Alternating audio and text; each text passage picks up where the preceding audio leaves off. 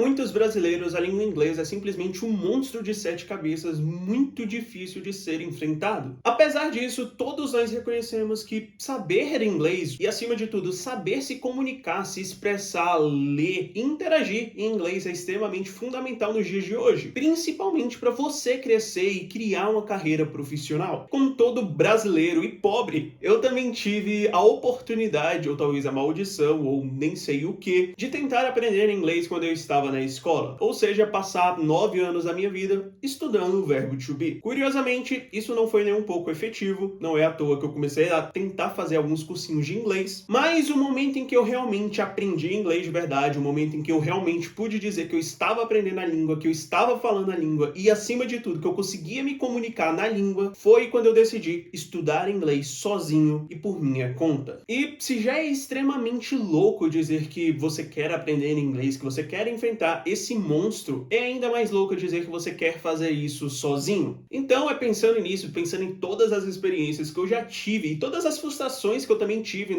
nesse decorrer da minha vida tentando aprender inglês, que eu decidi gravar esse vídeo com 5 dicas práticas de como eu consegui aprender inglês, ou pelo menos a maior parte do inglês que eu aprendi, completamente sozinho. E assim, quem sabe, te inspirar e te dar algumas dicas úteis que eu queria ter escutado lá atrás para aprender inglês com mais facilidade e também sozinho. E a minha primeira dica nesse vídeo é: transforme o seu ambiente. A maneira mais efetiva de você aprender uma língua, para ser bem honesto e bem direto, pelo menos de tudo que eu já observei, de tudo que eu já estudei, é você viajar até o país falante dessa língua. Porém, você e eu não temos condições de fazer algo tão radical e tão complexo e caro quanto isso. Então, como diria o ditado, se você não pode ir até Roma, traga Roma até você. Ou algo assim do tipo, eu acho que eu falei errado. Quando eu passei a estudar inglês sozinho, foi exatamente esse o pensamento que eu internalizei em mim. Em todo o meu quarto, eu acho que tá até aparecendo um vídeo pra você, existiam post-its e fitas em inglês com o nome das coisas que eles estavam colados, ou simplesmente palavras e explicações em inglês, pra mim, de alguma forma, começar a transformar o meu ambiente, começar a sempre olhar pra um canto e ver alguma coisa em inglês. Parece um detalhezinho pequeno, parece uma coisa idiota, uma coisa ridícula, mas faz uma completa diferença no seu aprendizado do idioma. Além disso, além de você espalhar post-its e coisas com o nome dos objetos ou simplesmente palavras que você quer aprender no seu quarto, na sua casa, muda a língua do seu celular, a língua do seu computador, a língua de qualquer outro aparelho eletrônico que você usa também para o inglês. É outro detalhezinho pequeno, é outro detalhe que faz parte dessa ideia de transformar o seu ambiente, mas tem um completo impacto na quantidade de informações que você passa a receber nessa outra língua, passa a receber no inglês. Minha segunda dica é: dê mais foco em entender a língua ao invés de aprender gramática. Um dos maiores problemas de curso de inglês que eu tive que enfrentar, infelizmente, foi justamente esse foco absurdo na gramática da língua. O que eu realmente aprendi e percebi ao longo dos anos estudando inglês ou qualquer outra das línguas que eu estudo é que gramática não passa de uma ferramenta, seja no português, seja no inglês, seja no japonês, seja em qualquer outra língua. Porém, se você der uma chave de fenda para um bebê, ele vai achar que aquilo dali é simplesmente para brincar e vai ficar batendo com essa chave de fenda no chão. Não é que esse bebê seja burro, idiota ou qualquer coisa assim. Ele apenas não teve experiências suficientes para saber que aquilo dali é uma ferramenta, é uma chave de fendas para consertar alguma coisa, para desparafusar algo. Por mais que você não seja um bebê, por mais que você não seja uma criancinha, é a mesma lógica, é a mesma coisa. Essa é uma metáfora que também se aplica a você. Se você é iniciante, eu sugiro que você faça um esquema de 90-10. 90% qualquer outra coisa que não seja gramática e 10% um pouco de gramática. A gente também não precisa ser 100% radical e acabar completamente com a gramática. Porém, é sempre bom, é sempre interessante manter uma proporção diferente entre a quantidade de gramática que você vai estudar e a quantidade de qualquer outra coisa na língua que você tem que estudar. Minha terceira dica é: músicas não me ajudaram, mas o Pinterest sim. Muitas pessoas no início sugerem que você escute mais músicas em inglês para você aprender o idioma. Eu até concordo, é uma ótima forma se funcionar para você. No meu caso, isso nunca foi muito bom. Eu sempre me distraí muito com o toque da música ou qualquer outra coisa que estivesse ao meu redor, ou seja, nunca foi a coisa mais efetiva. Por outro lado, uma rede social, um aplicativo chamado Pinterest, foi algo que realmente me ajudou. Foi algo que realmente me ajudou a aprender muito vocabulário e até mesmo um pouco de gramática. Isso porque eu vagava muito pelo Pinterest procurando frases, citações e coisas que eram em inglês de animes, séries, desenhos ou qualquer outra coisa que eu gostava. Sempre que eu não entendia uma palavra ou sempre que eu não entendia um significado de uma palavra, eu tirava uma print daquilo e depois abria no Google Tradutor para pesquisar ou para traduzir, ou simplesmente eu jogava no Google Imagens que já me davam uma foto do que seria aquela coisa. E foi assim que eu expandi muito, mas muito mesmo, o meu vocabulário em inglês e até aprendi um pouco de gramática. Talvez o seu Pinterest seja música, ou quem sabe jogos, ou até mesmo séries e desenhos. Minha sugestão aqui é que você encontre alguma coisa que realmente funcione para você, que você ache divertido, que você ache interessante para aprender vocabulário, para ter esse contato mais prático com a língua, assim como eu fiz com o Pinterest, ou assim como as pessoas fazem com música. Minha quarta sugestão são redes sociais. Por mais bizarro que isso seja, por mais bizarro que isso pareça, redes sociais são um ótimo lugar para você aprender um idioma. Eu tenho um texto mais profundo e complexo sobre isso, eu vou deixar na descrição, mas se vocês quiserem pode me pedir um vídeo sobre isso também. Mas minha sugestão é que você encha o seu feed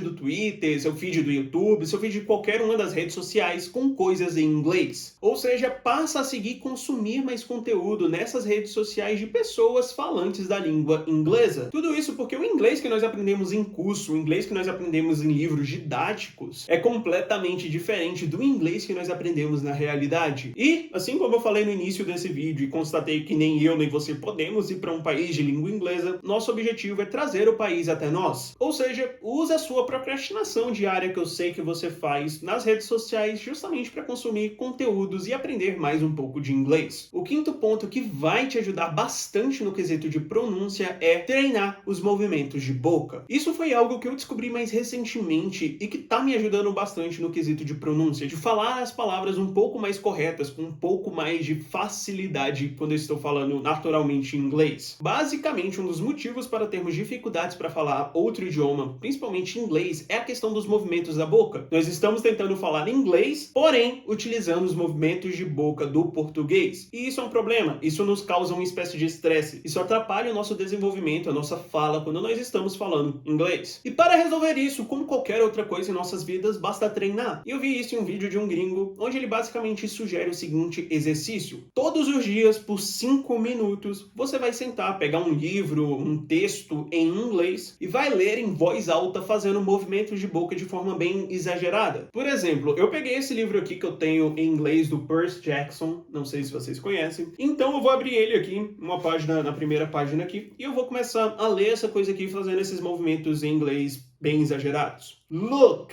I didn't want to be a half-blood. Você pode fazer mesmo pronunciando a coisa meio que estranha, meio que diferente, que nem eu tô pronunciando agora, porque o objetivo aqui é justamente você praticar esses movimentos da sua boca. É você fazer essa movimentação mais exagerada. Literalmente parece algo meio ridículo, é algo meio vergonhoso. Eu tô até com vergonha de fazer isso na frente de uma câmera. Soa até estranho quando você tá fazendo isso, mas ajuda bastante. Eu fiz isso durante um tempo e, honestamente, tem me ajudado bastante. Por mais ridículo que seja, faça isso, que eu garanto pra você que vai mudar, vai melhorar a sua pronúncia quando você estiver falando inglês com algum nativo ou com alguma outra pessoa. E bem, meu bônus pra você que chegou até o final desse vídeo é uma dica também, que é basicamente trabalhar a sua cabeça. A maioria das pessoas, e eu me incluo nisso, enfrentam ou vão enfrentar ou enfrentaram a barreira da mente quando o assunto é falar uma língua e principalmente falar o inglês. Quando eu disse que o inglês é um monstro de 7 cabeças para muita gente, para muitos brasileiros, eu não estava brincando. É realmente um monstro de 7 cabeças. Porém, é um monstro de 7 cabeças que na maioria das vezes só existem em nossas cabeças, em nossas mentes. Só para você ter uma ideia, talvez você não esteja nesse nível, ou talvez você vai se identificar nisso,